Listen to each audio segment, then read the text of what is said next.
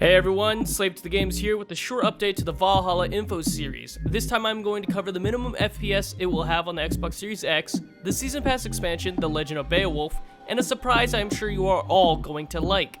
So stick around for the end to find out just what that is. Ubisoft has revealed that Assassin's Creed Valhalla will run at a minimum of 30 FPS when it launches on Xbox Series X. This may change as the game is finalized ahead of its launch later this year, but for now, you can expect 30 FPS when you boot up the game in 4K on launch day. Microsoft has previously made clear that its performance target for the console is 4K at 60 FPS, and up to 120. So this has actually upset a lot of fans and people alike. The next thing is the Beowulf expansion. Beowulf is an Old English epic poem which follows the eponymous Beowulf, a heroic warrior who saves the king of the Danes from a vicious monster called Grendel. The tale is set in Scandinavia. Given that you sail from Norway to England during Valhalla's campaign, it's safe to assume this story will take place in the early throes of Eivor's journey, when they're still trying to survive in the Norse homeland. Yet the suggestion that you will reveal a cruel truth most likely means that with a lot of things, Ubisoft will be taking the reins on the creative direction of this story and altering it like it does with most things.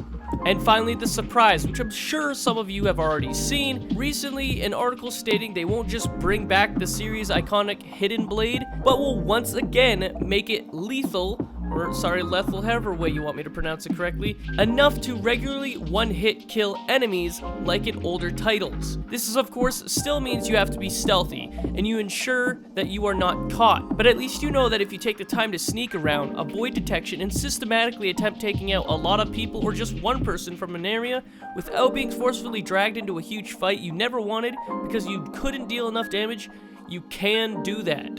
I didn't really have a huge issue with this in Odyssey, but knowing that this is going to be possible again, I would be lying if I said I didn't prefer assassinations better like this. Now, we just need double executions back, double counters, hell, even triple counters, and all of that spiciness to be brought full force as well.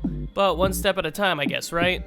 Anyway, some fans prefer the so-called old formula, the old original games starring Altair, Ezio, and the Kenways that were stealth-based adventures featuring assassins in interesting historical eras. And some fans are fond of the new formula with the recent Assassin's Creeds of Bayek, Alexios, and Cassandra, which are more loot-filled and a lot more RPG-esque. Anywho, Eivor will learn a technique that, with the right timing, can one-shot kill virtually anybody. This makes me think that it may not be as simple as a button press, but a press at a specific time. Maybe. It could very well just be a catch bad guy A, unaware, and kill him with pressing the execute button. Done. A bonus tidbit is, it sounds like any such connection to prior games will exist as subtle bonuses to longtime fans rather than crucial aspects of the storyline. Connections to the other games will be there, but they're more for the fans and for the people who want to dig. Well, that's it everyone. I just wanted to fill in some things that I wanted you to know that was new, but wasn't quite big enough for a full video. Though I guess that really isn't true now, is it?